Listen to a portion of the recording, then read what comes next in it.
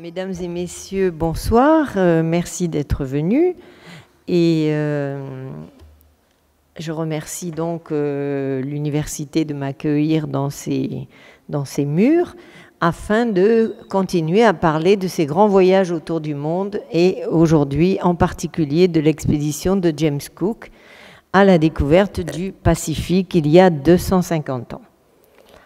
Alors, tout d'abord, un petit rappel. Au XVIIIe siècle, donc, on assiste aux premiers voyages scientifiques qui sont menés par les Européens.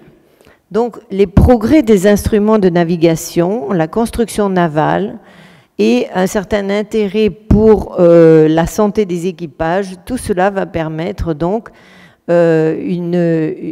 va permettre de réaliser ces fameux voyages transocéaniques au XVIIIe siècle. Donc, en fait, c'était pour indiquer qu'au XVIe et XVIIe siècle, eh bien, les Espagnols principalement, puis les Portugais, avaient mené des voyages transocéaniques, mais avaient des intentions de prédateurs. Ils avaient l'intention de s'approprier les richesses, et on a vu ce que ça a donné en Amérique du Sud et en Amérique centrale. Ça, c'est le XVIe et le XVIIe siècle. Au cours du XVIIe siècle, les premières sociétés savantes apparaissent en Europe et au cours du XVIIIe siècle, elles se multiplient et l'esprit, les recherches avancent, évoluent. On est aussi baigné au cours du XVIIIe siècle par l'esprit des Lumières, sur lequel je reviendrai un peu plus loin. Donc, tous les éléments sont favorables pour les grands voyages transocéaniques et les découvertes du Nouveau Monde, enfin des Nouveaux Mondes. Donc les Britanniques ont quand même de l'avance par rapport aux constructions navales, mais les Français vont être aussi dans l'aventure. Alors les 3 mâts sont mieux adaptés et plus grands. Donc ce sont des frégates qui vont permettre, alors ça c'est une peinture représentant l'Endeavour dans un des ports avant le départ. Donc les 3 mâts vont permettre aussi ces voyages transocéaniques. Alors les grands voyages d'exploration, ils sont désormais possibles grâce à divers progrès. Donc la construction navale, les 3 mâts, mais aussi l'amélioration des instruments de navigation et l'intérêt porté à la santé des équipages. Donc ça, je vais le rappeler de toute façon à titre donc de préambule afin de pouvoir mieux comprendre la suite. Alors, les grands voyages de découverte sont favorisés donc par l'amélioration des instruments de navigation. Donc, on en a eu toute une succession. Donc, l'astrolabe, l'octant, le sextant, le compas et le chronomètre. Alors, tous ces éléments réunis, mais principalement le sextant, le compas et le chronomètre au cours du XVIIIe siècle, vont permettre justement d'aller plus loin et d'atteindre donc les îles du Pacifique, par exemple. Alors, je reviendrai un peu plus loin sur le chronomètre. Alors, le scorbut. Le scorbut, c'était une maladie qui sévissait et qui atteignait les équipages, donc. Alors, certains ont parlé du 68e jour. En fait, on a observé qu'après 3 à 4 semaines de mer sans avoir réapprovisionné en vivres frais, eh bien, les équipages commençaient à être atteints du scorbut. Donc, c'était d'abord les gencives qui commençaient à saigner, puis les dents qui commençaient à bouger, puis tomber, et pour finir, on mourait dans d'atroces souffrances avec des douleurs partout, c'était épouvantable. Donc en fait, le scorbut, c'est une carence en vitamine C, et comme le corps ne la produit pas, si on n'a pas dans l'alimentation des fruits, des légumes principalement, eh bien on va être carencé en vitamine C. Donc, c'est ce qui va arriver au premier équipage, celui de Samuel Wallis, qui atteindra le premier Tahiti. Donc le capitaine Wallis et le premier lieutenant sont alités et plus d'un 5e de l'équipage est à bout de force. Donc c'était une maladie qui sévissait gravement depuis Magellan, on a déjà observé cela, et puis après tout au cours du XVIIe et XVIIIe siècle. Mais au milieu du XVIIIe siècle, il y a un médecin, le docteur Lind, qui a produit un traité et il a observé que si on embarquait le plus possible d'agrumes, de citron, d'orange, etc., eh bien, l'équipage allait avoir plus de... Enfin, il y aurait plus de temps avant qu'il déclare le scorbut. Donc, progressivement, on a compris que c'était ce qu'il fallait emporter. Mais il faut aussi comprendre qu'à bord d'un bateau où il y a aux alentours de 90 personnes, eh bien, on ne peut pas avoir une quantité phénoménale de ces produits-là. Alors, il y avait aussi le chou sous forme de saumure, enfin une sorte de choucroute, et puis d'autres potions encore qui permettaient de lutter contre le scorbut. Alors, l'expédition de Wallis et Carteret. Alors, je vous en parle un tout petit peu puisque c'est un préambule finalement important au voyage de Cook. Donc, l'expédition a lieu entre 1766 et 1768. Ils partent à 2 navires, donc Samuel Wallis, le capitaine du Dolphin, qui va atteindre Tahiti le 19 juin 1767, et puis Philippe Carteret, qui est le capitaine du Swallow, le 2e navire. Alors, ils partent ensemble d'Angleterre, ils vont naviguer jusqu'au détroit de Magellan, et à la sortie du détroit de Magellan, ils sont séparés par une tempête, et finalement, ils ne se retrouveront qu'1 an et demi plus tard en Angleterre, parce qu'il n'y avait pas de moyen de communication entre eux pour permettre de se localiser. Alors, Wallis, lui, va découvrir Tahiti du point de vue des Européens, puisque c'est le premier Européen à arriver à Tahiti, donc le 19 juin 1767. Carteret, lui, va découvrir Pitcairn parce qu'il y a un jeune mousse en haut du mât qui s'appelle Robert Pitcairn, et donc on donnera le nom de l'île à cause de celui qu'il a découverte, enfin qu'il a aperçu. Et puis, ils découvriront aussi beaucoup d'autres îles du Pacifique, dont l'île qui sera nommée Wallis, à Wallis et Futuna, parce que, en fait, il donnait tous les noms de la famille royale. Donc, c'est comme ça qu'au Tuamotu, en traversant les Tuamotu, il a donné un grand nombre de noms de reine Charlotte, de duc de Gloucester, etc. Et puis à Tahiti, quand Wallis arrive, il donne le nom de son roi, donc l'île du roi Georges III. Après, il continuera à égrener les noms de la famille royale. Et puis, semble-t-il qu'arrivé à Wallis, il ne sait plus quel nom donner. Et il paraîtrait que c'est son second qui lui aurait soufflé de l'appeler Wallis. Et finalement, le nom est resté. Donc voilà. Et après, il retourne en Angleterre. Alors, l'année suivante, en 1768, eh bien, Louis-Antoine de Bougainville, l'explorateur français, va arriver à Tahiti, donc en avril 1768. Mais en fait, d'abord, il ne savait pas que Tahiti avait été découverte, puisqu'en fait, Wallis la découvre en juin 1767, et lui arrive en avril 1768. Donc, les deux pensent la découvrir.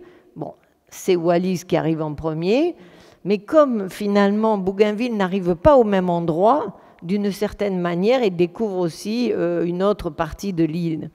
Et lui va l'appeler la Nouvelle Citerre parce qu'il est émerveillé par les lieux et puis par les femmes aussi. Donc il l'appellera comme ça. Mais en fait, le voyage avait pour objet, après la guerre de 7 ans, il avait élaboré, enfin il avait mis en place une colonie aux îles qui sont devenues les îles Malouines, et il avait transporté des Canadiens, des Acadiens du Canada, et il les avait amenés, avec leur accord, peupler les îles Malouines, enfin, au moins la principale. Mais ce début de colonisation, alors les îles Malouines se situent, disons, à l'est du détroit de Magellan, mais ça a été très, très mal apprécié par les Espagnols qui étaient donc en Amérique du Sud et qui ont considéré que c'était une atteinte et même un grand risque pour eux. Donc ils ont exigé du roi de France, donc Louis XV, que les îles Malouines soient rendues aux Espagnols en vertu d'un traité ancien qu'on a à nouveau ressorti Et finalement, Louis XV, ne voulant pas d'ennui avec les Espagnols, a demandé à Bougainville de rendre les îles Malouines aux Espagnols, ce qui faisait l'objet de ce voyage au début. Donc, il s'en va avec la Boudeuse. Il est suivi ensuite, rejoint à Rio de Janeiro par le navire de charge qui était l'Étoile. Et donc, il va faire plusieurs trajets entre les Malouines, Montevideo et Rio de Janeiro pour ramener les familles acadiennes et puis aussi pour rendre officiellement les Malouines aux Espagnols. Mais comme il avait beaucoup investi sur ses deniers personnels, il a exigé du roi d'Espagne qu'il lui rende tout son investissement et il n'a rendu les îles qu'une fois qu'il a été payé. Donc voilà, c'était des méthodes qui étaient différentes de celles de maintenant, mais en tout cas, il a récupéré son investissement. Puis après ça, il a continué le voyage, il a passé le détroit de Magellan et après encore 2 mois de mer, il a fini par arriver à Tahiti, qu'il a pensé découvrir, qu'il a nommé la Nouvelle Citerre. Et donc, c'est en arrivant à Itia qu'il a jeté l'ancre avec son 2e navire. Alors, bon, comme ce n'est pas l'objet de la conférence de ce soir, on ne va pas tout développer, mais donc ils ne sont restés que 9 jours à Itia. Et puis après, ils sont repartis, ont terminé le tour du monde et de retour en Europe, il a écrit le fameux voyage, puis il y aura le supplément Voyage de Bougainville par Diderot et ainsi de suite. Et donc, nous arrivons à l'objet de la conférence, c'est-à-dire le premier voyage autour du monde de James Cook, donc qui commence le 26 août 1768 et se termine le 13 juillet 1771. Donc il fait, là, il boucle son premier tour du monde à bord d'un bateau qui s'appelle l'Endeavour, donc un 3-mâts lui aussi. Alors, qui est James Cook? Eh bien, brièvement, on peut dire que c'est un homme issu d'une famille modeste, donc qui n'était pas du tout destiné à la mer ni à la navigation, puisque son père était valet de ferme, et donc il vivait à l'intérieur des terres. Il va à l'école primaire jusqu'à l'âge de 13 ans, puis il est placé par son père chez un mercier, mais le mercier vit dans un petit village de pêcheurs. Et donc, le jeune James va aller travailler comme apprenti mercier. Et au bout de quelques années, son patron, donc le mercier, observe que dès qu'il a du temps libre, eh bien, il passe tout son temps à aller voir les bateaux, les observer, les regarder sans arrêt. Et semble-t-il que le patron ait décidé qu'il n'était pas fait pour le métier de mercier, mais qu'il serait bien mieux à sa place sur un bateau, et il le fait embarquer par un de ses amis qui avait un navire charbonnier. Et là, c'est probablement le début de la grande aventure de la vie de James Cook, puisqu'après ça, il ne quittera plus jamais les bateaux.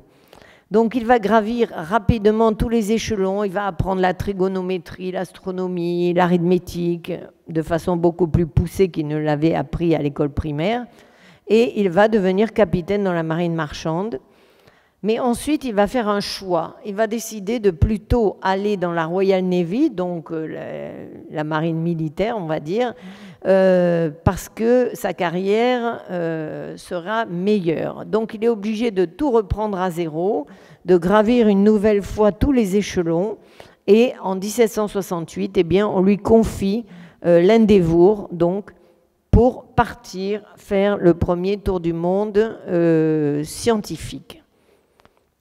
Alors, l'Endeavour est un robuste 3-mâts, mais tout petit finalement. Il ne fait que 32 mètres de long.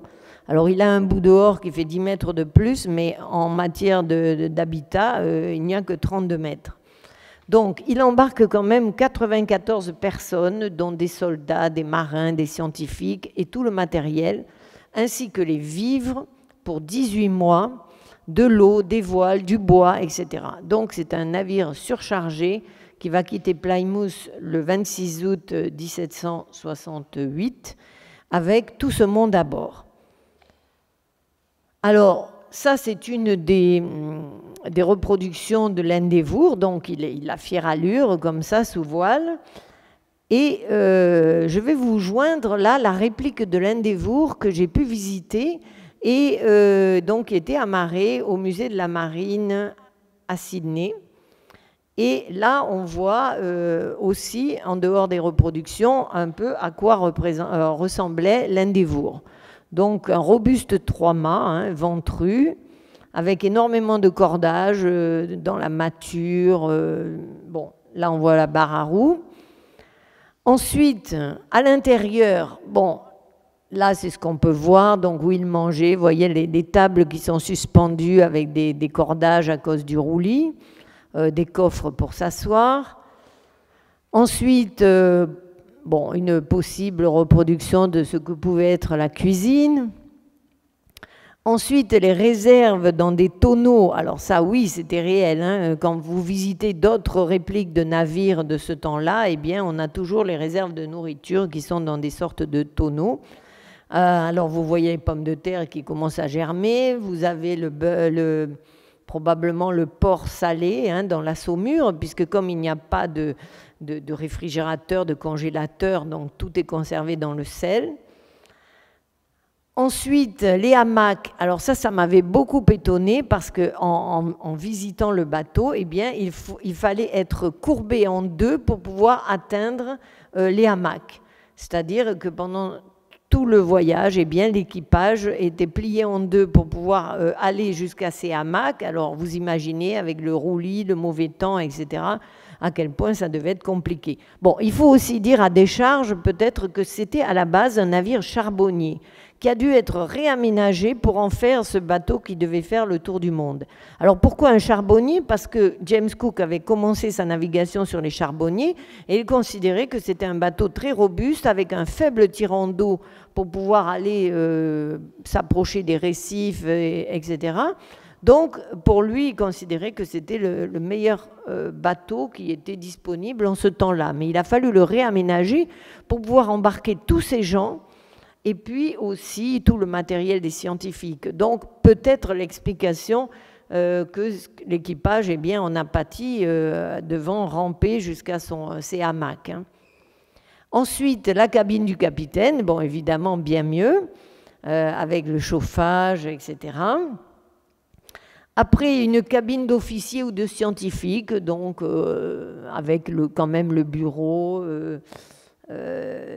une espèce de hamac ou de lit suspendu. Voilà, une espèce de couchette, mais voilà, en forme un peu de hamac, toujours pareil, le roulis, hein, ne l'oublions pas.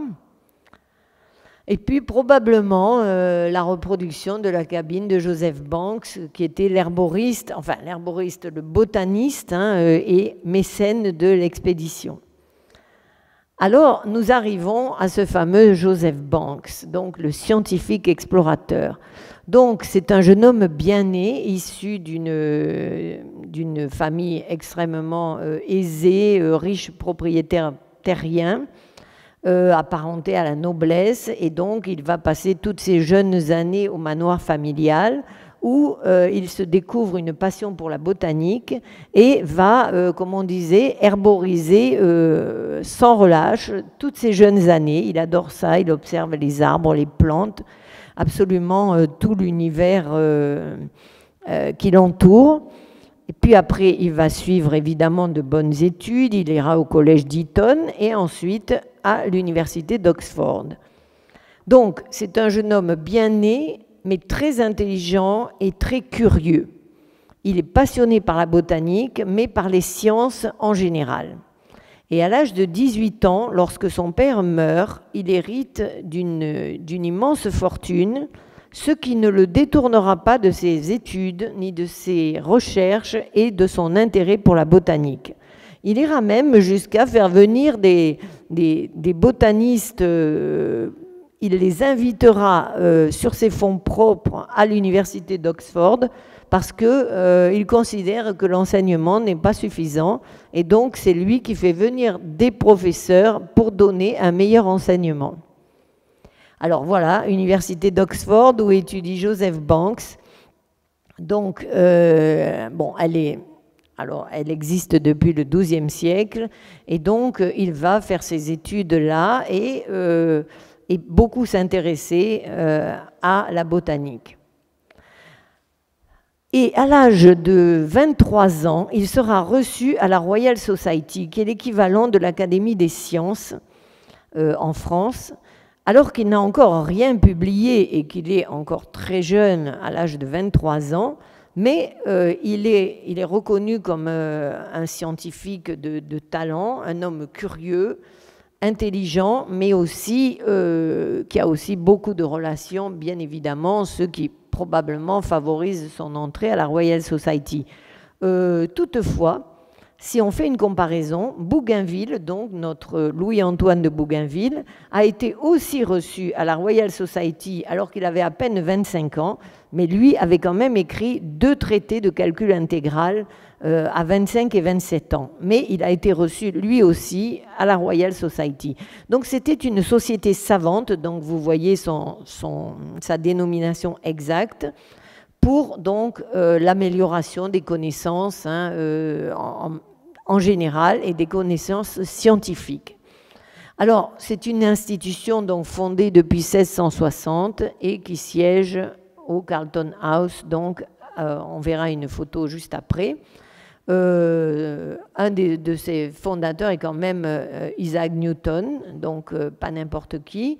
Et donc, la Royal Society a l'intention donc de mettre toute son influence sur la mesure du passage de la planète Vénus.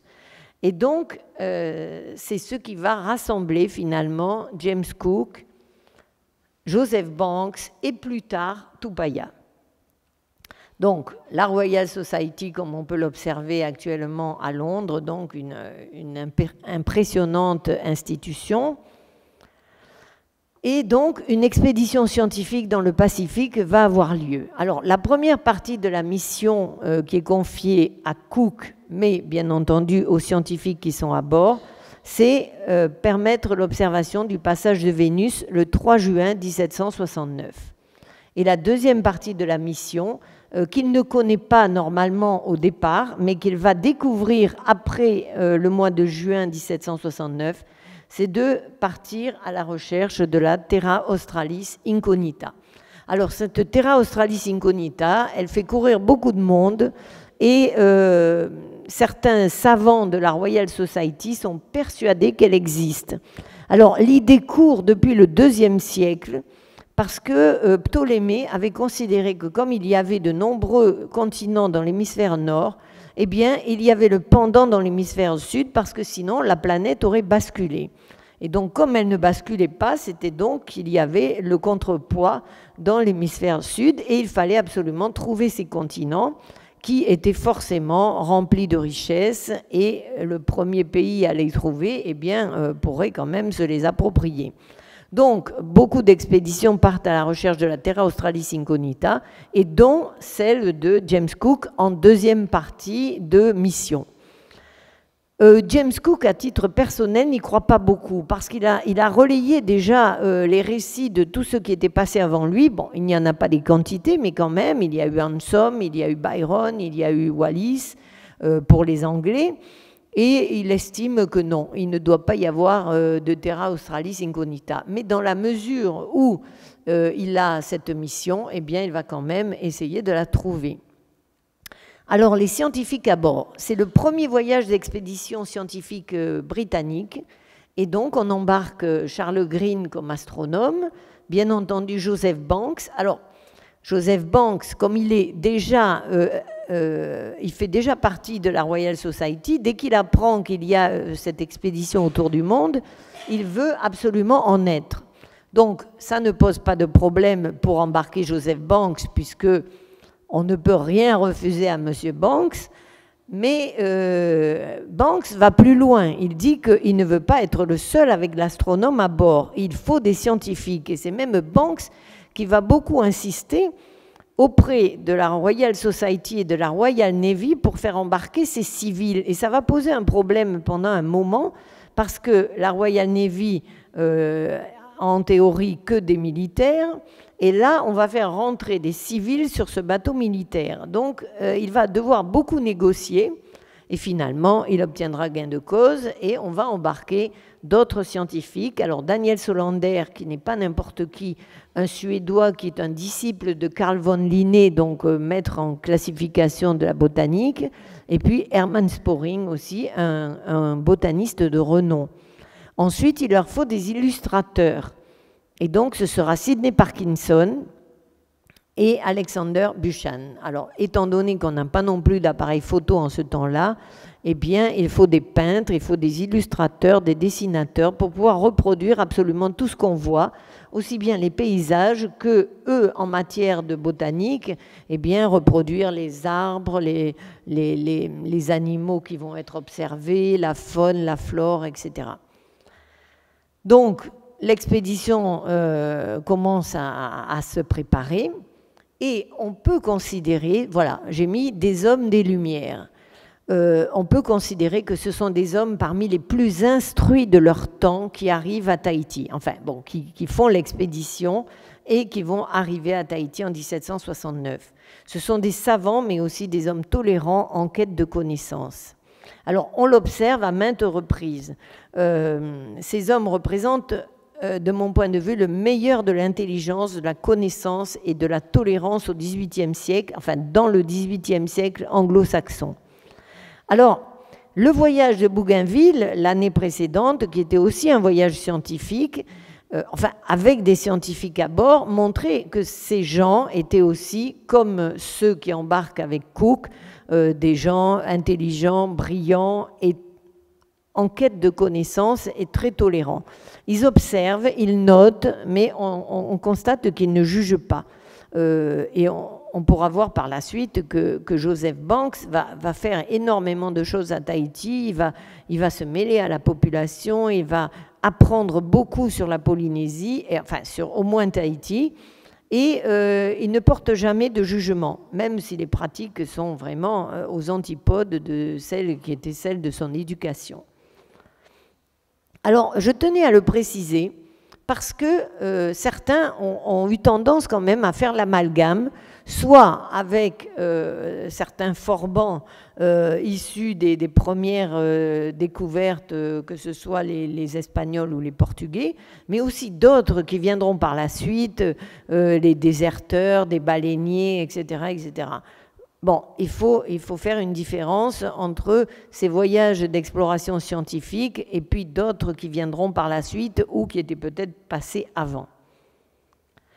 Alors donc James Cook, capitaine de l'Endeavour, donc va arriver à Tahiti en avril, le 13 avril 1769. Alors l'Endeavour et la longitude. Alors la longitude, ça a son intérêt parce que jusque-là, on calcule à peu près précisément la latitude d'un point. Donc quand on est en plein océan, il faut arriver à peu près placer le navire sur l'océan pour savoir où on est. Bon, eh bien, avec un sextant, on peut calculer, bon, enfin, assez facilement, on va dire, enfin, pas trop quand même, mais pour les gens qui connaissent, la latitude en mesurant le soleil à midi. Mais la longitude, c'était plus compliqué parce qu'il fallait avoir un chronomètre. Et ils avaient embarqué, tous ceux qui étaient passés avant lui, Wallis, Bougainville et Byron et ceux qui avaient précédé Wallis, avaient embarqué des montres. Mais le problème, c'est que ces montres, elles se déréglaient avec le roulis, l'humidité, et donc elles n'étaient pas précises. Et de fait, on n'arrivait pas à positionner avec soit les îles, soit le bateau avec précision. Et donc, il y avait un concours qui avait été lancé et un certain John Harrison, donc 1693-1776, eh bien, va relever le défi.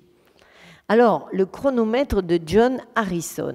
Alors, au départ, c'est un artisan ébéniste qui est un horloger autodidacte, donc au XVIIIe siècle. Et il va être l'inventeur du chronomètre de marine, qui a marqué donc l'histoire de la navigation, et cela va permettre d'améliorer considérablement la précision des approches, mais aussi les cartes. Les cartes vont être désormais beaucoup plus précises. Donc à partir de 1730 et jusqu'à la fin de sa vie, Harrison se consacre totalement à la création de chronomètres. Il va en fabriquer beaucoup Et à chaque fois, ces chronomètres, il va les améliorer en précision et ça permettra ensuite de déterminer la longitude. Et même Jean-François de La Pérouse, donc l'expédition, elle se passe beaucoup plus tard, hein, en 1785, enfin les préparatifs, eh bien on enverra en Angleterre, sur la demande du roi et du ministre, on enverra en Angleterre un certain nombre de savants pour aller se faire prêter des chronomètres, éventuellement les acheter aux Anglais, pour pouvoir améliorer donc la trajectoire du navire et la position. Et Joseph Banks, justement, donc 20 ans plus tard, offrira un des chronomètres de James Cook à La Pérouse pour qu'il puisse justement faire un voyage avec... Bon, malheureusement, il lui est arrivé des problèmes, mais enfin, il aura quand même fait un immense voyage et très certainement que le chronomètre lui aura servi aussi. Donc, pour revenir à Harrison, hein, il a dû travailler très dur pour améliorer constamment la précision de son chronomètre. Une prime avait été donnée, donc un concours. Longtemps, on lui a fait attendre la prime parce qu'à chaque fois, on lui disait « Ah non, mais finalement, vous avez joué de chance, donc on ne peut pas vous l'accorder. » Et donc, il améliorait constamment son chronomètre en l'améliorant à chaque fois de quelques secondes de précision. Et à la fin, quand même, on a fini par lui donner la récompense donc, qui avait été promise par le roi George III. Alors, le premier voyage de James Cook dans le Pacifique. Alors, d'abord, il quitte Plymouth, donc comme je vous l'avais dit, le 26 août 1768. Ils vont faire une escale à Madère, où là, déjà, ils réapprovisionnent en vivres frais. Après, ils font une autre escale à Rio de Janeiro, où là, ils vont essayer de à nouveau réapprovisionner, mais les Espagnols sont extrêmement suspicieux face à ce bateau anglais. Et quand les Espagnols interrogent Cook en lui demandant « mais qu'est-ce qu'ils viennent faire là ?» Eh bien, il explique qu'ils sont en voyage d'expédition pour aller mesurer le passage de Vénus sur une île lointaine du Pacifique qui s'appelle Tahiti. Et là, les Espagnols n'en croient absolument pas un mot et pensent que c'est un bateau espion qui est juste là pour essayer d'observer leur position, est-ce qu'ils ont découvert des mines d'or, des pierres précieuses, etc.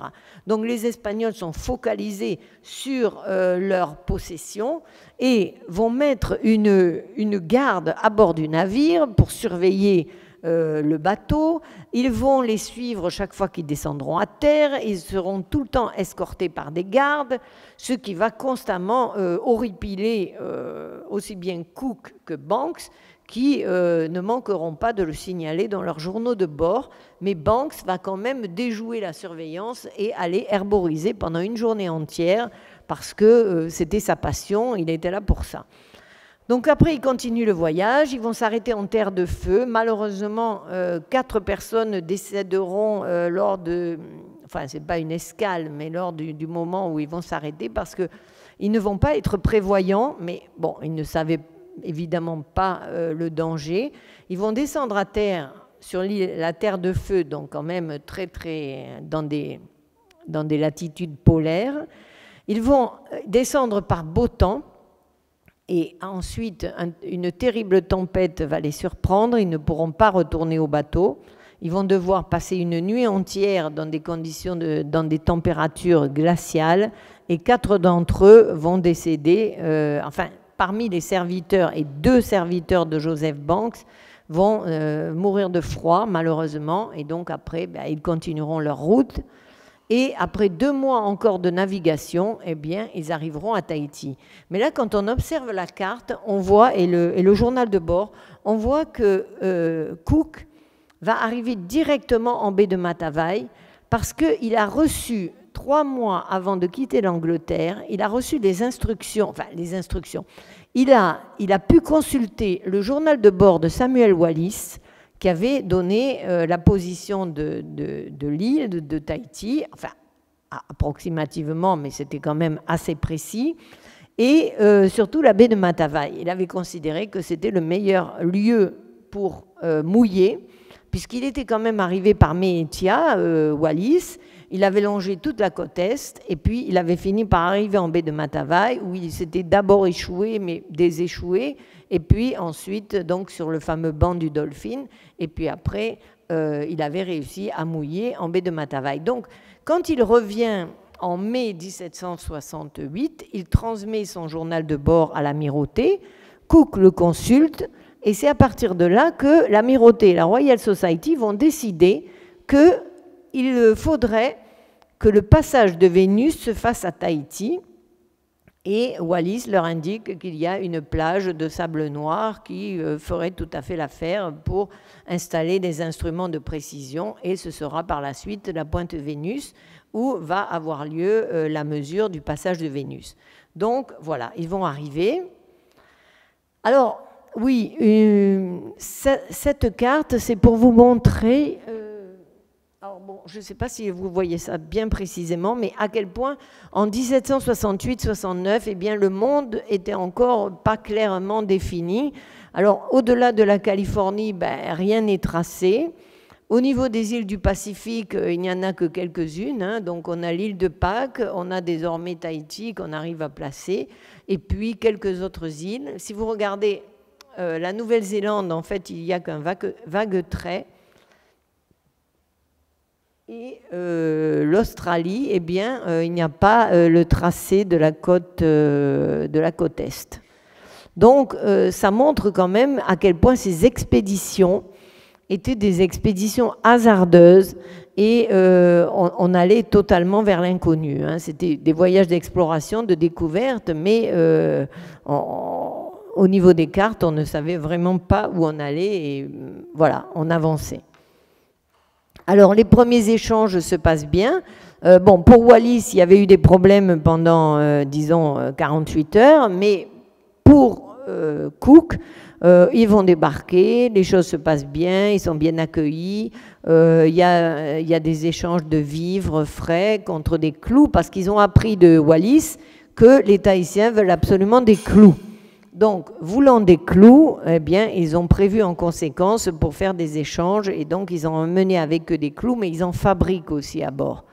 Donc, voilà, ils vont échanger de la nourriture. Alors, il y a cette fameuse chèvre-là que vous voyez. Alors, c'est une chèvre extraordinaire parce qu'elle a quand même fait le premier voyage autour du monde de Wallis. Donc, elle a fait une circumnavigation complète à bord du Dolphin. Et quand le Dolphin revient en Angleterre, eh bien 3 mois plus tard, elle réembarque sur l'Endeavour avec James Cook et elle fait une deuxième circumnavigation. Alors, à quoi servait la chèvre? Eh bien, elle donnait du lait un peu tous les jours, mais en fait, c'était plutôt la mascotte du bord au bout de 2 circumnavigations. Et il y a même un livre humoristique qui a été écrit donc sur les voyages de cette fameuse chèvre. Et il est dit qu'après son 2e tour du monde, la chèvre a pu couler des jours heureux, donc dans le parc de l'Observatoire de Greenwich, où on l'a nourrie, soignée, et le gouvernement anglais a versé une pension à la chèvre pour qu'on s'occupe bien d'elle jusqu'à la fin de ses jours. Alors ensuite, donc, nos Anglais donc, arrivent à Tahiti. Ils vont se ravitailler en eau, bien évidemment, nourriture, réparer le navire, descendre à terre, et puis restaurer aussi la santé de l'équipage, parce que même si on a amélioré, disons, les techniques pour essayer de retarder le moment du déclenchement du scorbut, mais malgré tout, certains commencent déjà à en être atteints. Parce que après l'escale à Rio de Janeiro, ils ont quand même, ils ont passé le Cap Horn, mais après ils ont eu encore 2 mois de navigation pour arriver jusqu'à Tahiti. Donc c'était autour de 5 à 6 semaines de mer sans vivre frais que le scorbut commençait à se déclarer. Bon, alors j'ai mis une photo de massage, parce que dans le cas de Wallis, il est arrivé perclus de douleur, il était extrêmement souffrant. Pendant 3 semaines, il ne peut même pas descendre à terre, c'est son second qui va descendre à terre, Furneaux. Donc il reste à bord Et là, la fameuse Pouréa, qu'il va considérer comme étant la reine de l'île, mais en fait qui est la chefesse de la baie de Matavai, elle vient lui rendre visite à bord du Dolphin. Elle observe immédiatement qu'il est malade, enfin qu'il ne va pas bien, et elle lui enjoint l'ordre d'aller à terre. Et dès le lendemain, il descendra à terre avec ses officiers malades aussi. Et elle les fait transporter par ses hommes jusqu'à son phare époté. Et là, elle les fait déshabiller et ils seront massés par ses suivantes.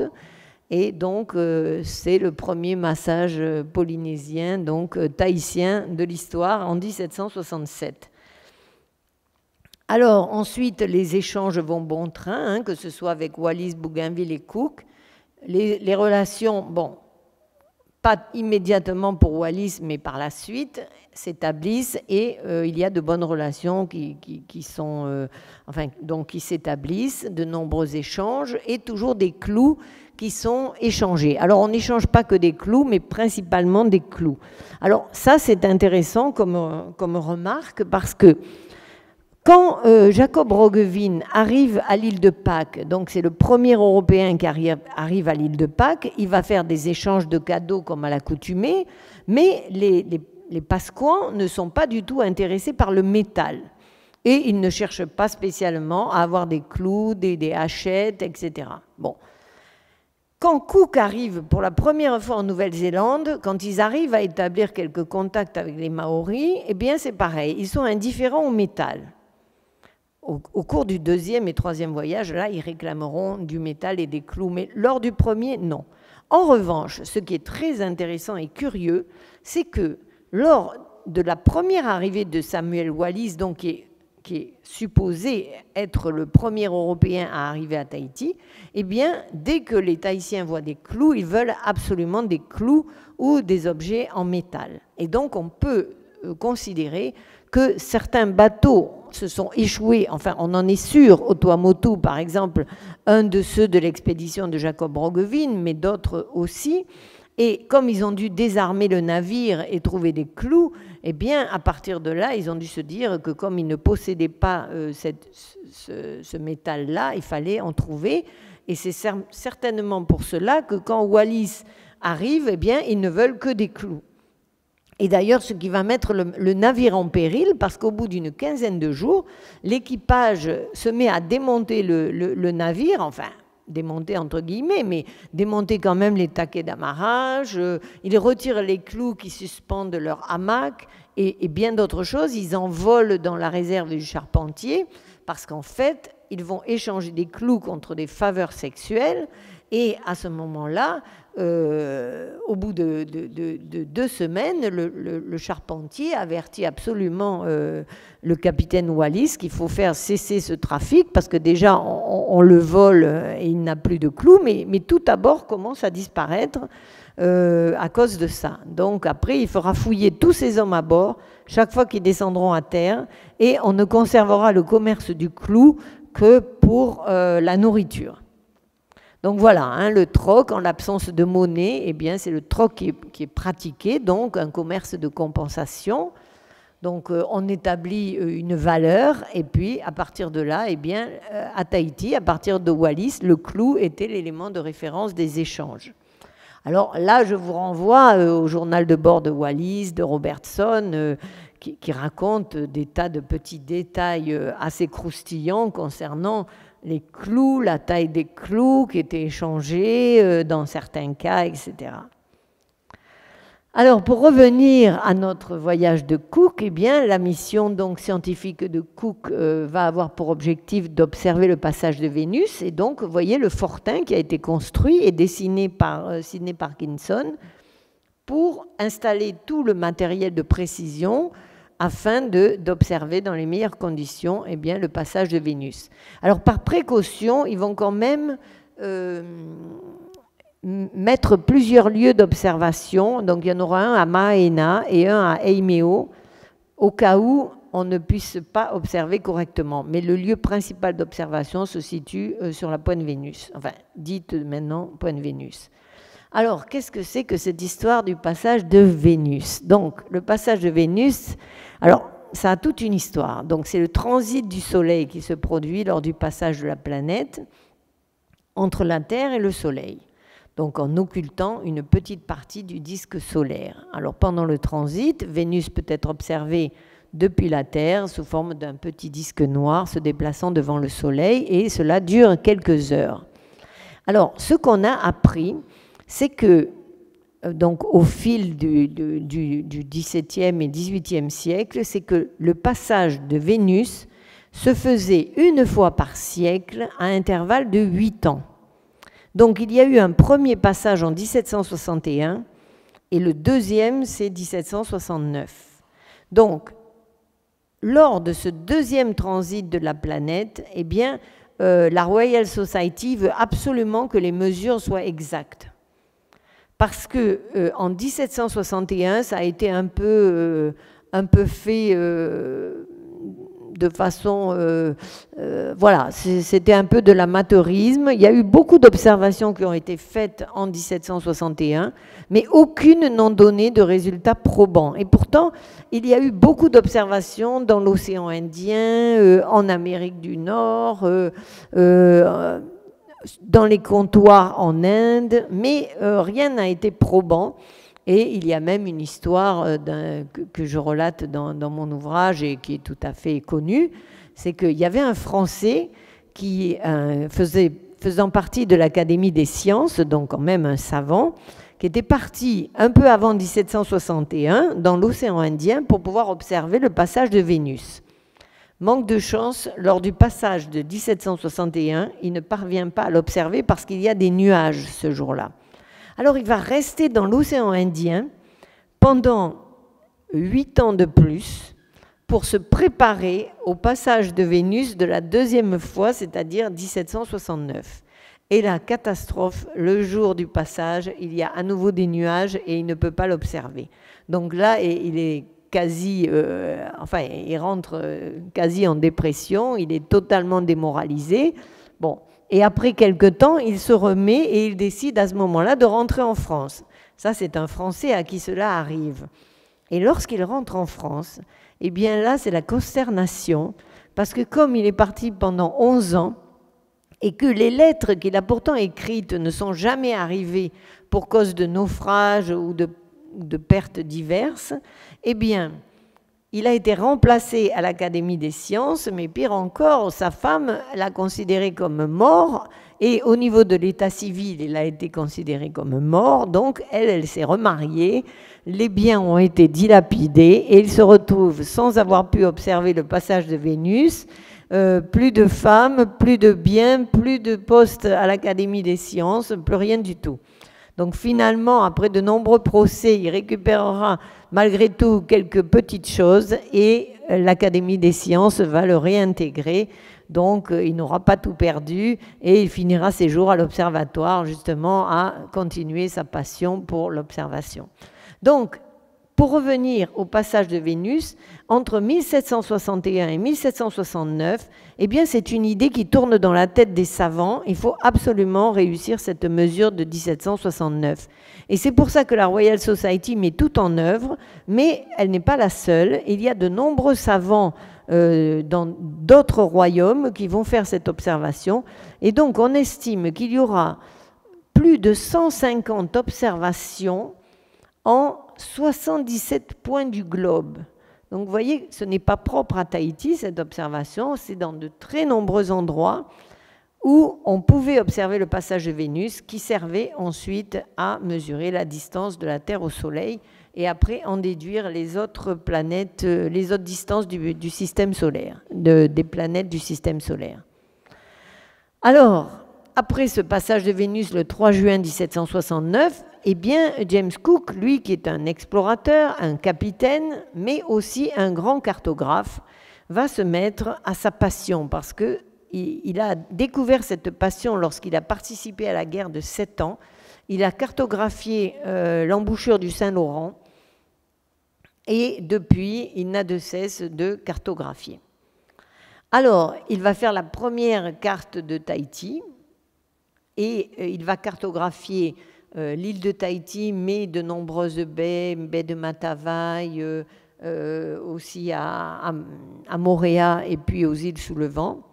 Et puis alors celle-là est d'une précision extraordinaire, hein, pour quelqu'un qui avait, eh bien, qui n'avait pas de vision, disons, différente que d'avoir fait le tour de l'île. Donc il avait un très grand talent pour la cartographie, et c'est ce qu'il va réaliser. Alors là, vous voyez que l'île, elle s'appelle Haut-Tahiti. Alors là, ça vient de Joseph Banks, parce que Joseph Banks, pendant les 3 mois qu'ils vont passer à Tahiti, il va se mélanger à la population, et un jour, il apprendra, bon, alors il faut qu'il apprenne un peu la langue aussi, mais il apprendra que cette île s'appelle Haut-Tahiti, et donc il va désormais dire à Cook qu'on ne doit plus l'appeler l'île du roi George III, mais de son nom d'origine, donc, et après ça deviendra Tahiti. Alors, des paysages qui sont dessinés par Sidney Parkinson, donc pour la baie de Matavai. Et donc, comme je vous disais, ils vont rester 3 mois. Donc, ils arrivent le 13 avril, le passage de Vénus a lieu le 3 juin, et ils vont repartir le 13 juillet. Entre-temps, eh bien, ils vont faire des observations, des découvertes. Joseph Banks se mêle constamment à la population. Alors, c'est un homme très curieux, bon, intelligent, brillant, mais qui est sans a priori. Et donc, il va aller avec les Tahitiens, il apprendra des tas de choses d'eux, il se mêlera à une cérémonie funéraire. Il fera énormément de choses.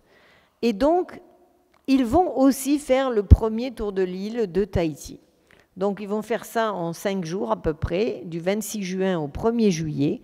Donc, ils vont quitter la baie de Matavai avec une pinasse, et aussi ils marcheront à pied pour certains tronçons et le reste avec un petit bateau. Donc, la première étape va se faire à Faoné, mais ils vont s'arrêter quand même à Itia. Et là, ce qui est intéressant, c'est qu'à Itia, ils vont rencontrer le chef Hereti et ils vont discuter avec lui. Et c'est là qu'ils apprendront que 2 bateaux sont passés là l'année d'avant. Enfin, ils arrivent à comprendre que c'était l'année d'avant. Mais ce qui est très intéressant, c'est que dans le journal de Joseph Banks, il écrit 2 bateaux espagnols. Mais il s'avère que ça ne pouvait pas être 2 bateaux espagnols, mais c'était en réalité les bateaux de Bougainville, la Boudeuse et l'Étoile. Parce qu'il précise, le chef, que le frère, je crois que c'est le frère du chef, est parti avec eux. Et donc, c'est le fameux Aotourou qui s'est embarqué sur le voyage de Bougainville. Donc, ce qui est amusant, c'est que dans l'esprit de Banks, s'il y a 2 bateaux qui sont passés là avant eux, eh bien, ça ne pouvait être que des Espagnols. Et donc, il ne lui vient pas à l'esprit que ça pouvait être des Français. C'est pour ça qu'il met que ce sont des Espagnols. Et ce qui est aussi intéressant dans son journal de bord, c'est qu'il ne fera pas de correction. Donc, il le livrera tel quel. Et on peut lire actuellement que lorsqu'ils font le tour de l'île, eh bien, il relate que 2 bateaux espagnols étaient passés là. Alors, c'est un peu dommage parce que ça peut être sujet à erreur, mais en même temps, ça indique qu'il a laissé le journal tel quel et qu'il n'a pas fait de reprise, alors qu'a posteriori, il a su que c'était le voyage de Bougainville. Bon, après, ils font leur tour de l'île, ils vont s'arrêter une première nuit à Faoné, une deuxième nuit à la pointe sud de l'île, donc ils vont rencontrer le chef Veiatua. Il va leur arriver un certain nombre d'aventures tout au long de ce tour de l'île.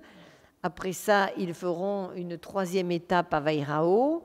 Alors, tout au long du trajet, ils voient des marae, ils voient des lieux de culte, enfin, ils voient beaucoup de choses. Et Banks décrit ça dans son journal.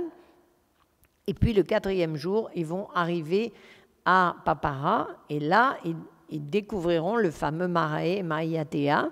Ils en voient un auparavant qui est aussi à degrés, donc en forme pyramidale, mais évidemment, celui de Maiatea va beaucoup les étonner parce qu'il est tout à fait impressionnant. Et là, il a à peine 2 ans d'âge apparemment. Donc il aurait été construit vers 1767. Là, en 1769, on pourrait dire qu'il est tout neuf, donc il est en parfait état. Et Banks est tout à fait étonné, marque un étonnement très important concernant le transport des blocs de corail, leur installation en 11 niveaux, et il est très étonné. Puis après, ils finissent le tour de l'île et ils reviennent en baie de Matavai rejoindre l'Endeavour. Alors, ça, c'est le premier marais qui avait été dessiné par Robertson dans son journal de bord lors de l'expédition de Wallis et qui avait été observé à proximité de la baie de Matavai. Bon, il n'avait pas la majesté de celui de Maiatea, mais malgré tout, il en avait la forme. Après, ça, c'est le fameux marais de Maiatea de Papara, celui de Hamo et Purea. Donc celui-là est totalement impressionnant, 13,50 m de haut, sur une longueur de plus de 80 mètres, donc quelque chose de tout à fait majestueux et très très impressionnant, ce qui va beaucoup impressionner donc Banks, Cook et ceux qui les accompagnent. Ils observent aussi un grand nombre d'ossements un peu plus loin, à proximité, et là on va leur expliquer que c'est lorsque Hamo et Purea ont perdu la guerre contre Tuta, probablement en décembre 1768, qu'il y a eu des massacres et les ossements humains donc, sont restés jonchant le sol. Donc ils apprennent tout ça, ils observent, ils découvrent, ils notent, ils dessinent, bien que ce dessin-là ne soit pas de Parkinson, mais voilà, ils ne jugent pas, ils sont toujours en état de curiosité et de découverte.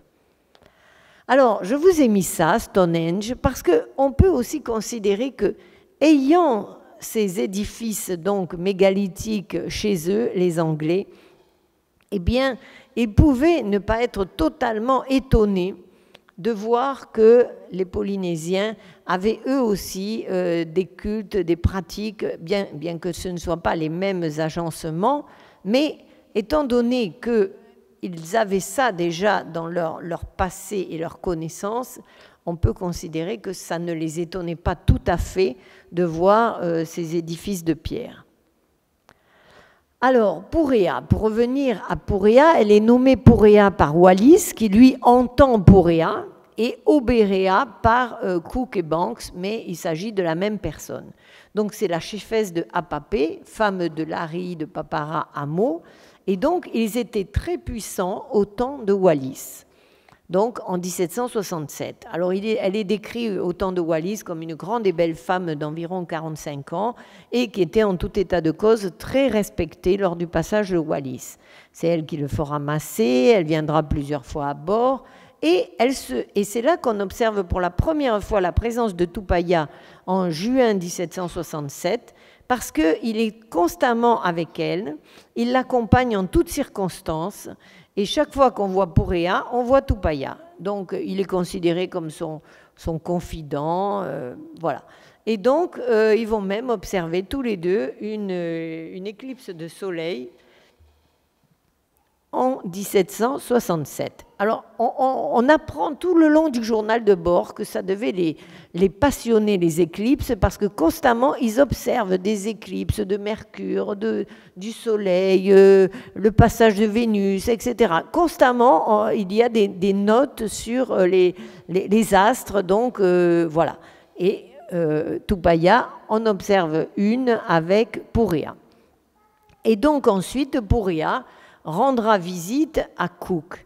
Mais après sa défaite contre Tuta, eh bien, ses pouvoirs ont été réduits, et aussi les morts du Marae, etc. Donc, ce n'est plus la Purea qui était dans toute sa splendeur des années 1767, c'est une Purea maintenant appelée Oberea, donc qui a moins de pouvoir, mais Cook, ayant été informé en théorie que c'était la reine, parce qu'au début, il pense encore que c'est la reine. Donc, il lui fait quand même hommage, mais lorsqu'ils feront le tour de l'île, ils observeront qu'en fait, ce n'est pas ça du tout, que l'île est divisée en 6 grandes coalitions, et que ce sont des chefferies menées par des guerriers, des chefs, et donc il comprend que ce n'est pas la vision qu'avait pu avoir Wallis, mais bon, Wallis n'était resté qu'en baie de Matavai. Donc voilà. Et du coup, par ce tour de l'île, eh bien, l'observation de l'île est beaucoup plus précise, mais au niveau de son gouvernement, on observe donc des choses que n'avait pas vues Wallis et encore moins Bougainville, parce que Bougainville, il reste cantonné sur environ 3 km² à Itia. Il est préoccupé par le fait de refaire des vivres, de l'eau, de l'approvisionnement, et puis son mouillage qui devient calamiteux au bout de 6 jours. Et on arrive donc à l'énigmatique Tupaya. Alors moi, je l'ai appelé l'énigmatique Tupaya, et donc je me pose toutes sortes de questions, donc c'est la page des questions. Alors, qui est Tupaya? Déjà, au niveau de son... Alors, déjà, qui est ce personnage? On ne sait pas vraiment. Quel est son nom? On peut considérer que Tupaya ne peut pas être son nom en totalité, puisque les noms des Polynésiens sont beaucoup plus longs et indiquent toute leur vie, leur généalogie. Donc Tupaya, ça ne pouvait pas être que ça. Alors après, on a eu un débat avec certains linguistes de la place pour essayer de déterminer que pouvait dire Tupaya, etc. Bon. Après diverses hypothèses, voilà, on n'en sait trop rien. Bon. Donc, diverses hypothèses. Alors, quel est son nom? Ben, on ne le connaît pas en totalité. Tupaya était sûrement un surnom, peut-être un sobriquet. Bon, ça c'est possible. Et un nouveau nom est apparu récemment. Alors, je ne l'ai pas marqué dans mon livre parce que jusque-là, je ne le connaissais pas, mais je le signale malgré tout ici. Eh bien, voilà, très récemment, j'ai appris que peut-être il s'appellerait Parua. Alors là, ce qui m'a plongé dans un étonnement total, que subitement, 250 ans plus tard, il pouvait changer de nom à ce point. D'autant que Cook et Banks marquent tout le temps dans leur journal de bord, ils disent Tupia. Bon, Wallis avait mis Tupaya. Eux, ils disent Tupia. Bon, on peut considérer qu'entre Tupaya et Tupia, c'est pas très très loin. Et donc, bon, on en est resté à Tupaya. Mais voilà que certains linguistes donc, auraient trouvé, alors maintenant qu'on pourrait l'appeler Parua. Alors, c'est fondé sur quoi? C'est fondé sur, soi-disant, que les anciens Polynésiens l'appelaient comme ça. Mais où est la source historique? Celle-là, je ne la connais pas. Et elle paraît quand même assez obscure parce que, étant donné que les témoins oculaires qui étaient Wallis, Cook, Banks et quelques autres de l'équipage ont tous entendu Tupaya ou Tupia. On se demande comment 250 ans plus tard, ça aurait pu être Parua, alors que les témoins oculaires d'il y a 250 ans ont entendu Tupaya ou Tupia. Bon, enfin, donc on va laisser cette affaire là où elle est, c'est-à-dire que bon, elle ne paraît pas quand même soutenue par un fondement historique solide. Peut-être justement un effet de mode lié à l'année Tupaya, on va dire. Et donc, la question après, d'où vient Tupaya? Alors bon, on suppose qu'il vient des îles sous le vent, mais on n'en est pas sûr on n'en est pas absolument sûr, mais probablement Rayatea, mais on ne sait pas. Alors, vous allez me dire, non mais c'est quoi ça? Vous savez rien finalement. Bon, eh bien, d'un point de vue historique, eh bien, je me pose des questions. Parce que, étant donné que Tupaya est issu d'une société de tradition orale, eh bien, on n'a aucune certitude dans la mesure où, malheureusement, sa généalogie n'a pas été écrite, sa vie non plus. Et puis, quand Tupaya rencontre les Anglais, que ce soit Wallis ou Cook et Banks, il ne va leur raconter que ce qu'il voudra. Hein, il racontera la partie de sa vie qui lui plaira le plus, probablement. Et puis aussi, est-ce que Cook et Banks comprennent tout de la société polynésienne? Certainement pas. Et comprennent son langage? Ce n'est pas certain. Alors, au fil du temps, ils vont comprendre un peu mieux, mais voilà. Donc, on ne sait pas très bien qui il est, d'où il vient, etc. Alors, il est vrai qu'il y a eu le livre de Johan Druet qui a été traduit en français, donc Tupaya, le pilote polynésien du capitaine Cook.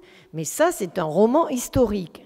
Parce que quand vous lisez la 4e page, enfin vous êtes dans les premières pages et on vous décrit la naissance de Tupaya avec moult détails, là on se dit qu'on est quand même dans le monde de l'imaginaire.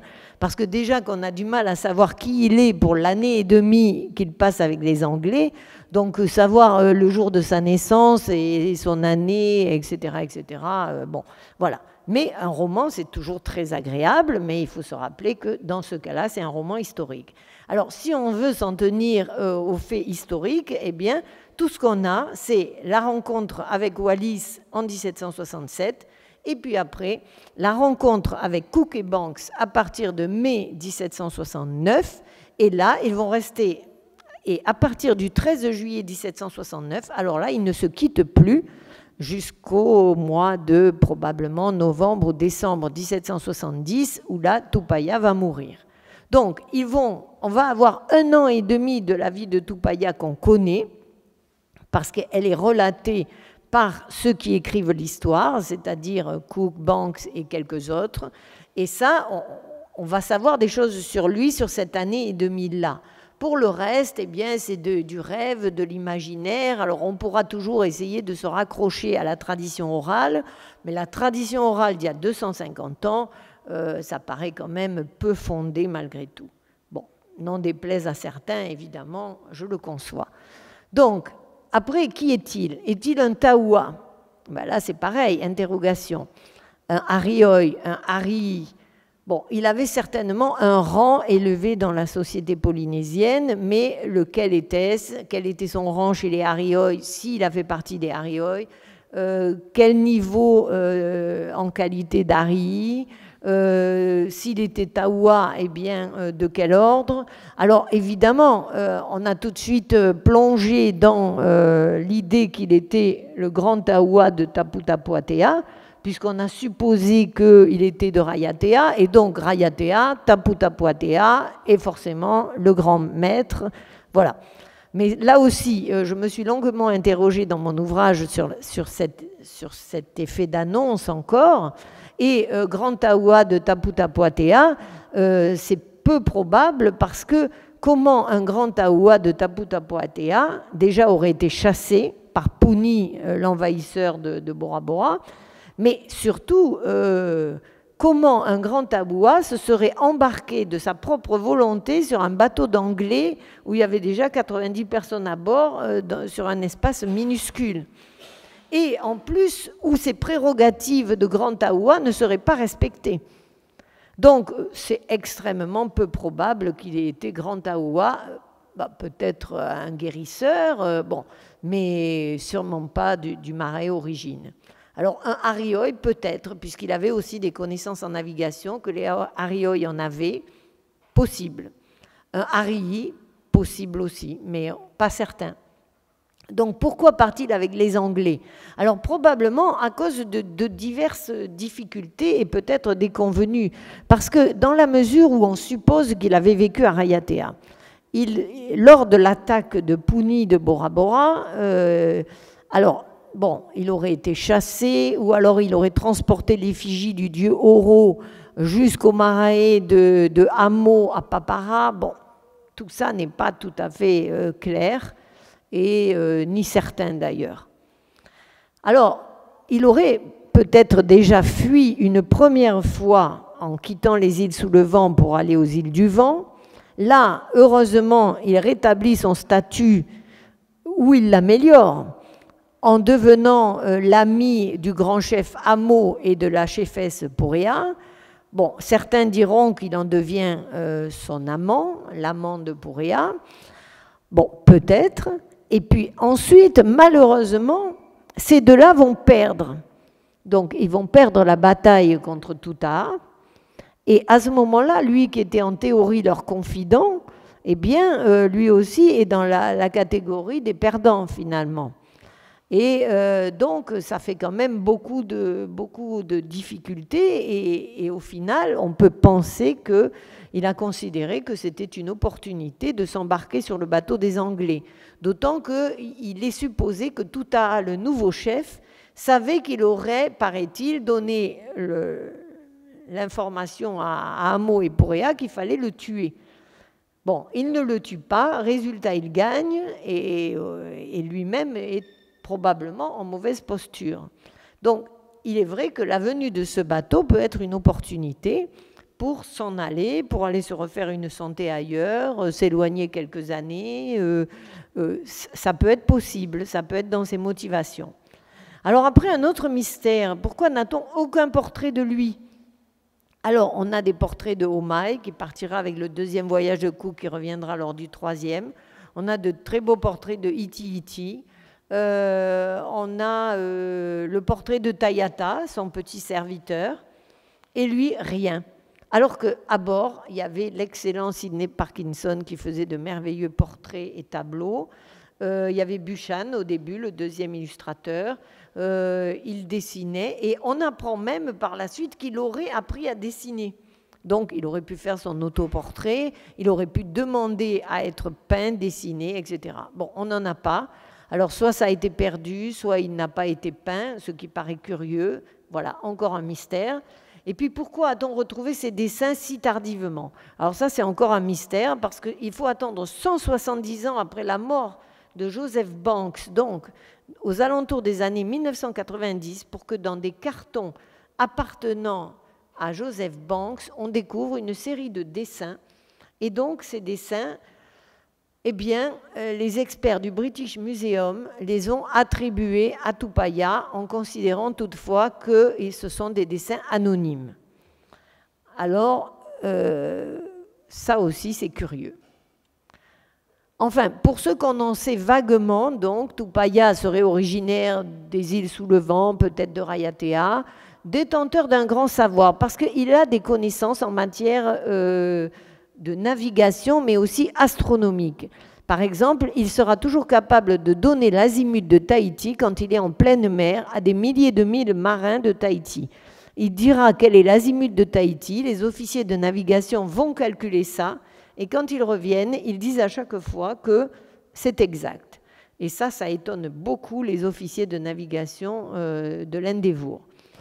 Il observe les étoiles, il a quand même une connaissance importante en la matière, donc peut-être était-il Arioi.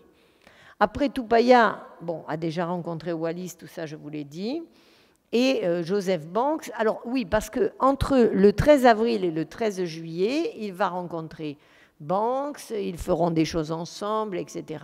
Mais semble-t-il que c'est Tupaya qui veut partir avec eux. Et Cook dira qu'un certain nombre de Tahitiens avaient voulu partir avec eux, mais finalement, ils ne prendront que lui. Alors, à la base, Cook n'était pas favorable à l'embarquement de Tupaya. D'abord parce qu'il avait vu que c'était un personnage différent. Et puis aussi parce que, globalement, il n'était jamais d'accord, Bougainville comme Cook, d'embarquer des gens qui avaient toujours vécu sur des îles où régnait l'abondance, une abondance en nourriture, un climat très favorable, etc. Et il se demandait à chaque fois comment ils allaient vivre ce genre de navigation transocéanique avec des privations, des carences alimentaires, etc. Mais bon, comme Tupaya insiste pour embarquer, du coup, Joseph Banks propose à Cook et insiste pour que Cook l'embarque. Et dans la mesure où on ne pouvait rien refuser à M. Banks, qui était le mécène de l'expédition, eh bien, on embarque Tupaya. Mais on n'embarque pas que Tupaya, parce que Tupaya insiste pour embarquer son serviteur. Et donc, on embarque aussi le jeune Tayata, âgé à peine de 12 ou 13 ans. Et donc, voilà, les voilà partis le 13 juillet, donc à bord de l'Endeavour. Donc, il va montrer ses talents de navigateur, de diplomate et d'interprète, particulièrement en Nouvelle-Zélande. Et il va mourir à Batavia, mais on en reparlera un peu plus loin. Alors, c'est une rencontre tout à fait improbable entre ces trois hommes. D'abord, c'est le passage de Vénus qui va disons, rallier, on va dire, le capitaine Cook et Joseph Banks. Donc, capitaine Cook, il est mandaté par la Royal Navy pour diriger l'Endeavour, pour aller faire le passage de Vénus. Et le jeune aristocrate botaniste, donc Joseph Banks, eh bien, faisant partie de la Royal Society, veut absolument faire partie de l'expédition. Ils vont rencontrer ultérieurement le Polynésien Tupaia. Donc, Cook et Banks se rencontrent lors des préparatifs en 1768. En plus, ces deux-là n'étaient pas du tout amenés à se rencontrer, puisque Cook était un capitaine de la Navy et Banks, un jeune aristocrate connaissant le roi George III, etc. Donc, c'est l'expédition et le passage de Vénus qui va les faire se rencontrer. Et ils auront tout au long du voyage d'excellentes relations, ce qui ne sera pas le cas lors des autres expéditions avec les Foster, par exemple. Alors, Cook et Banks rencontrent Tupaia donc, lors de l'escale à Tahiti en 1769. Donc, Joseph Banks, comme je vous l'avais dit, le très puissant Joseph Banks, là, on le voit sur ce tableau enveloppé d'une cape de tapa, et dans le fond du tableau, que je ne vous ai pas développé tout à l'heure, eh bien, on pouvait observer des objets polynésiens qui avaient été récoltés tout le long du voyage ou offerts. Et ce tableau a été peint après le retour en Angleterre. Donc, un magnifique tableau représentant Joseph Banks en majesté.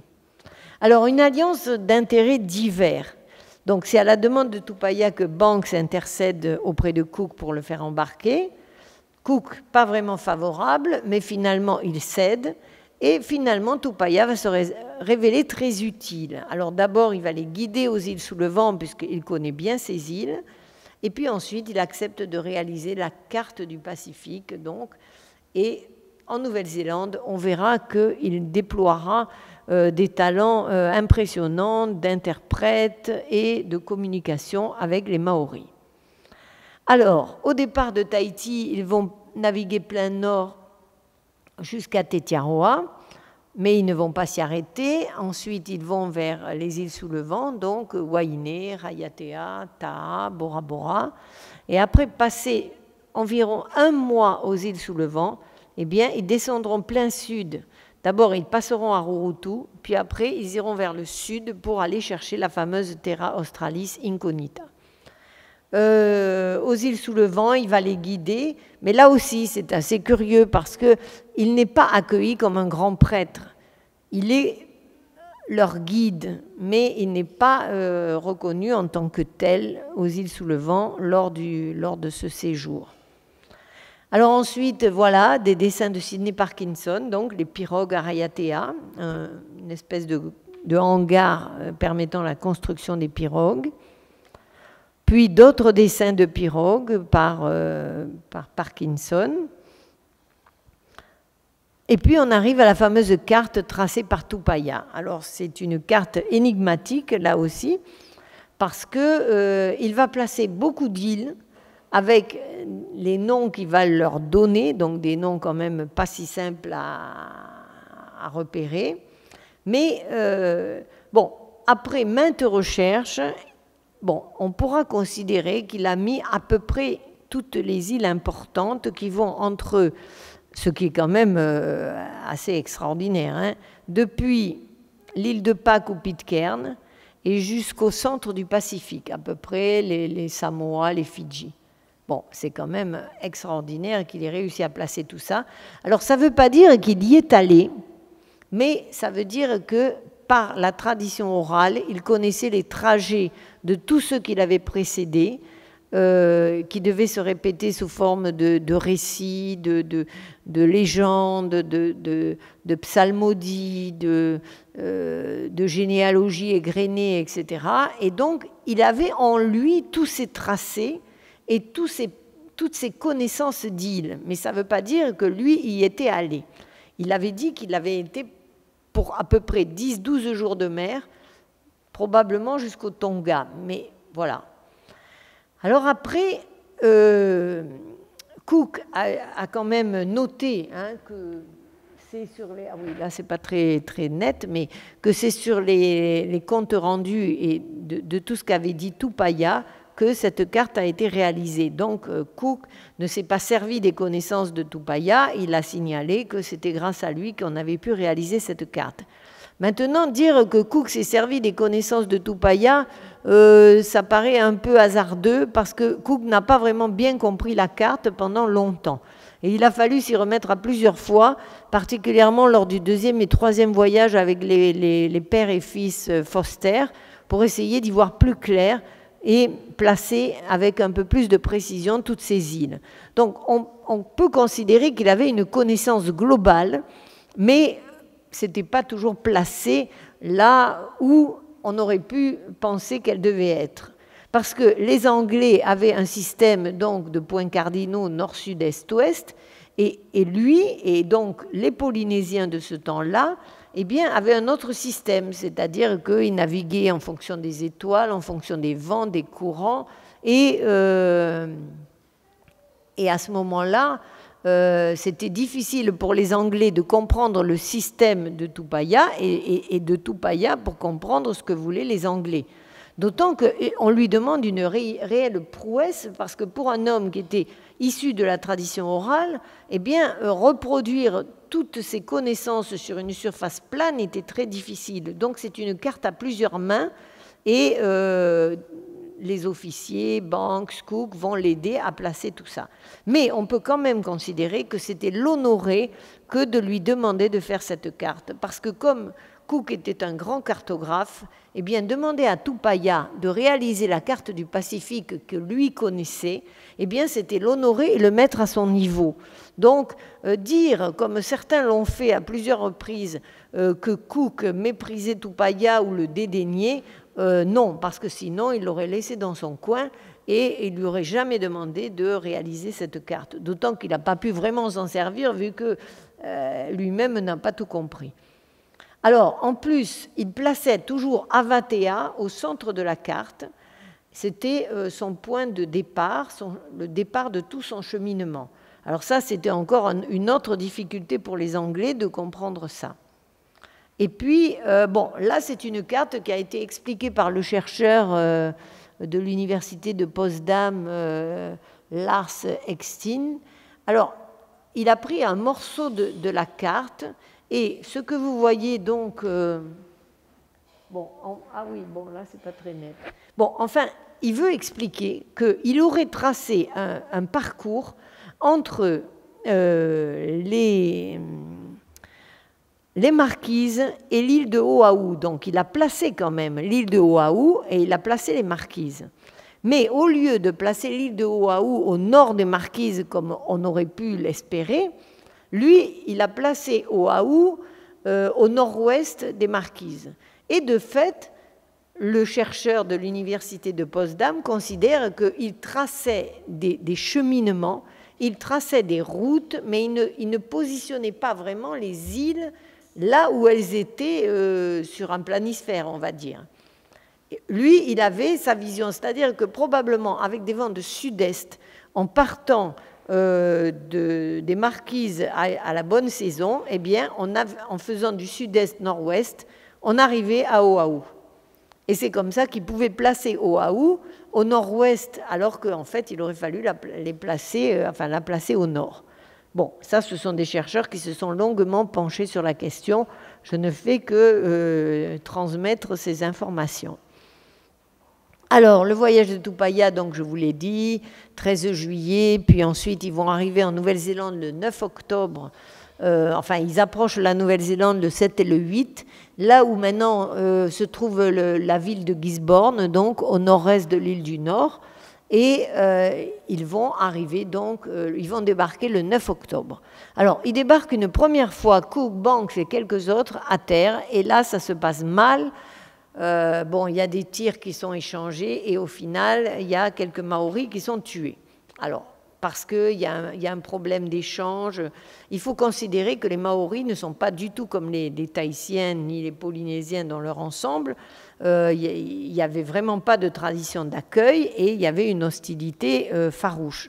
De plus, le seul Européen qui était passé avant Cook, c'était Abel Tasman, en 1642. Alors ça faisait quand même un moment entre 1642 et 1769 qu'ils n'avaient pas vu d'Européens.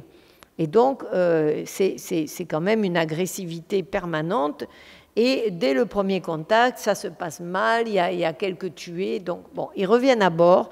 Mais comme Cook est un homme très déterminé, il se dit on ne peut pas en rester là, il faut établir le lien, il faut trouver un accord, etc. Ils y retournent l'après-midi et là ils emmènent avec eux Tupaya. Mais ils l'emmènent, ils ne savent pas trop à quoi ça va servir d'emmener Tupaya, mais ils l'emmènent avec eux. Et là, extraordinaire, finalement Tupaya s'adresse à eux, aux Maoris, et les Maoris le comprennent. Et là, un échange peut commencer à avoir lieu.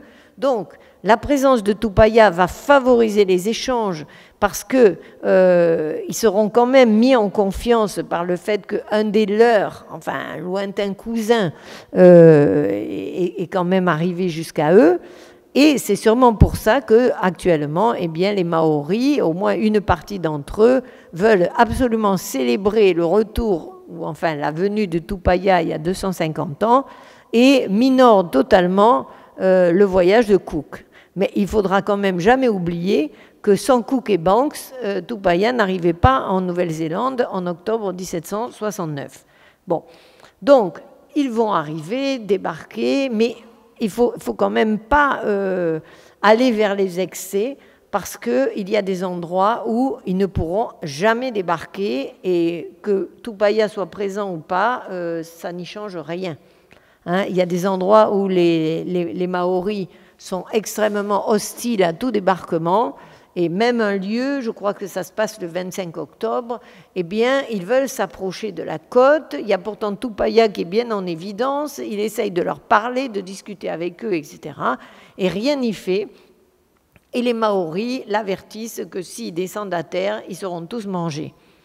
Donc tués et mangés, parce qu'ils pratiquent le cannibalisme. Donc finalement, ils ne vont pas s'approcher et ils iront voir ailleurs, dans un lieu où ils seront mieux accueillis.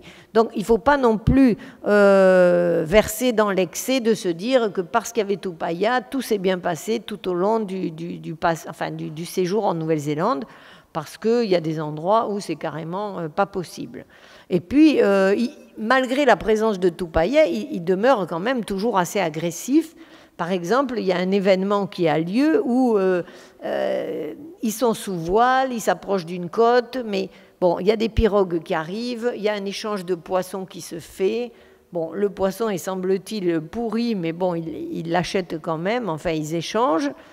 Et puis, à un moment donné, eh bien, le petit Tayata, là, était penché sur le bastingage, et à ce moment-là, la pirogue attrape le petit et l'embarque et il le kidnappe. Alors, Cook, comme il a la responsabilité de tous les gens qui sont montés à bord, eh bien, il faut absolument qu'il récupère Tayata. Donc ça aussi, c'est un élément qui montre que Cook n'a pas méprisé ni Tupaya ni son serviteur. À partir du moment où ils étaient à bord, il devait assurer leur sauvegarde et les amener vivants jusqu'à destination. Donc, eh bien, il fait tirer sur les occupants de la pirogue jusqu'à ce qu'à un moment donné, ils sont déstabilisés. Le petit Tayata arrive à sauter à l'eau, il nage jusqu'au bateau, finalement on descend une embarcation et on arrive à le récupérer. Et Cook a nommé cet endroit le Cap du Rapt, parce que c'est là où on a kidnappé le petit Tayata. Donc, il ne faut pas s'imaginer que parce qu'il y a Tupaya à bord, tout le monde est totalement admiratif et en état de prosternation. Hein. C'est quand même pas le cas. Hein. Mais le fait que Tupaya soit monté à bord de ce bateau des Anglais, eh bien, il est rentré dans l'histoire puisqu'on en reparle toujours 250 ans plus tard. Alors voilà un dessin représentant le fameux Tayata ou Tayeto, donc le jeune serviteur de Tupaya, donc véritablement la taille d'un enfant et vraiment un petit garçon estimé autour de 10-12 ans. Alors les fameux dessins de Tupaya, eh bien il y en a quelques-uns, certains sont tout à fait étonnants. Donc là, ce seraient des dessins qu'il aurait fait à bord du bateau, pendant la croisière, pendant le périple. Donc un paysage de Tahiti, la jeune fille et le deuilleur, c'est sûrement ce dessin-là qui a fait dire aux experts du British Museum que ça pouvait être attribué à Tupaya parce que ça représente quand même une scène de la vie polynésienne, donc avec le costume de deuilleur et la jeune fille à côté. Donc c'est peut-être celui-là qui a fait pencher vers l'attribution à Tupaya de ces dessins.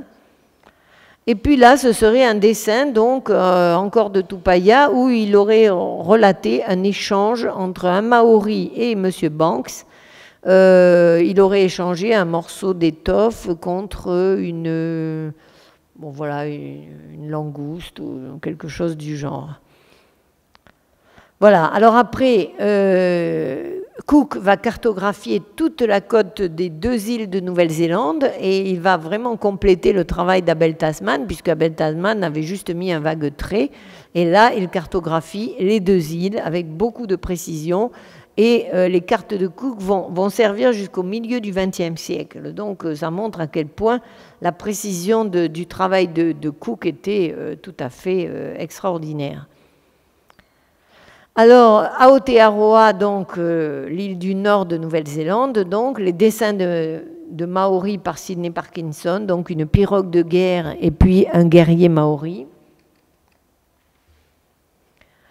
Ensuite, le profil d'un Maori au visage tout tatoué, donc c'est un dessin d'une grande perfection et tout à fait magnifique. Il en a fait plusieurs représentant des portraits.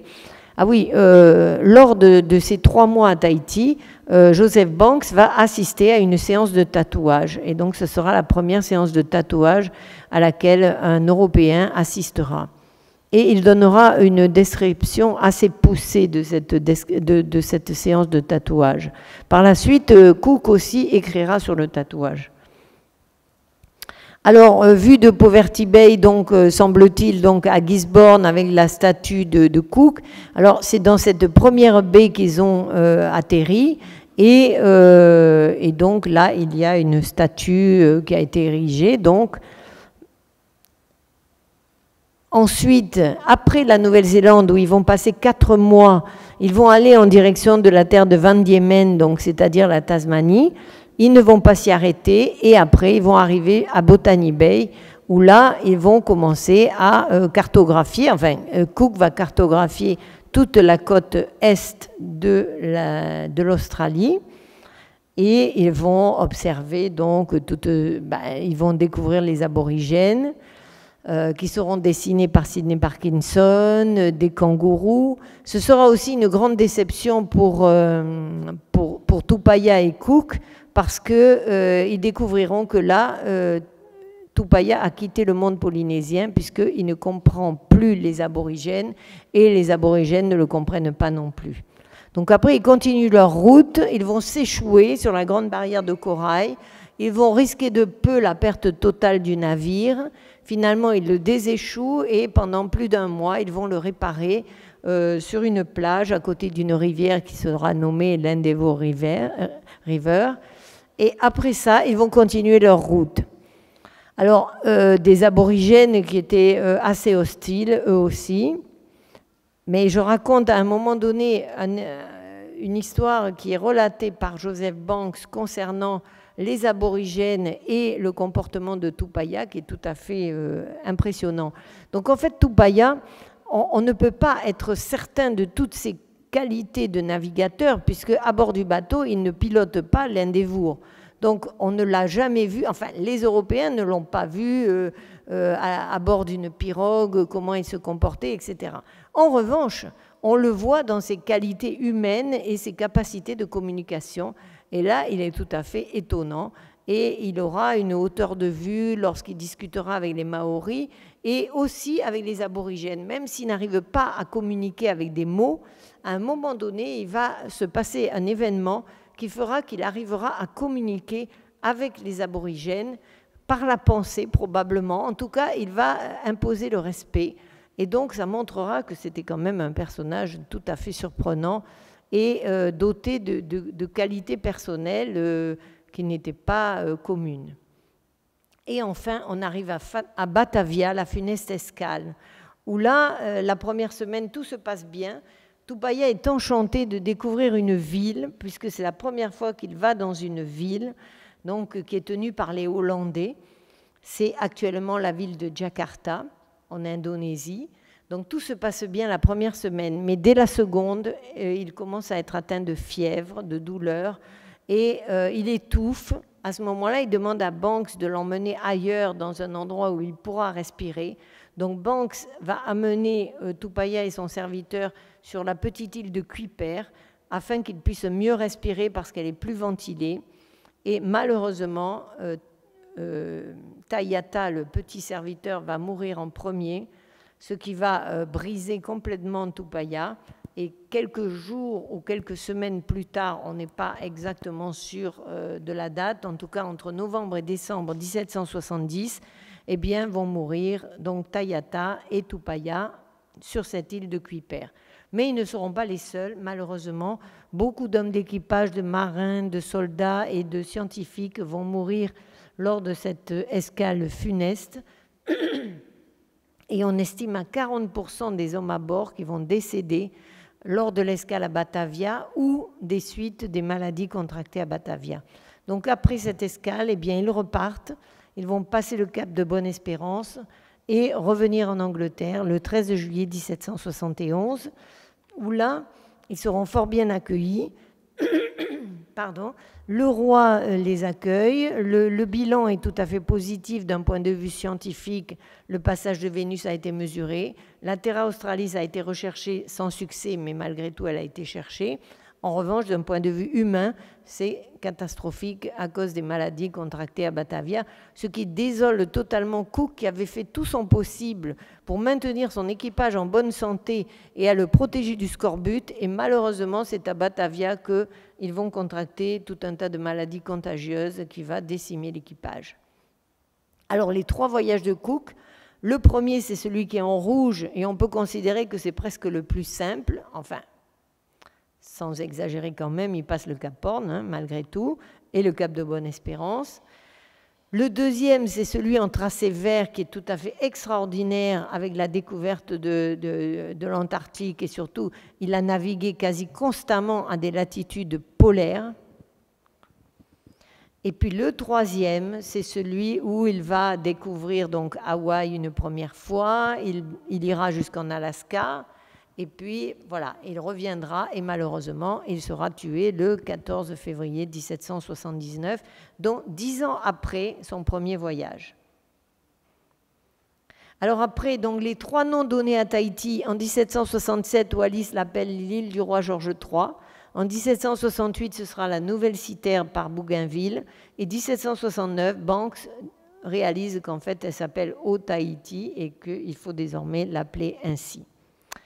Voilà, si vous voulez en savoir plus, eh bien, j'ai contribué par Wallis découvre Tahiti, Bougainville arrive à Tahiti, et cette année, Cook, Banks et Tupaya arrivent à Tahiti il y a 250 ans, et un petit ouvrage en couleur qui raconte en résumé les 3 voyages des 3 premiers explorateurs à Tahiti.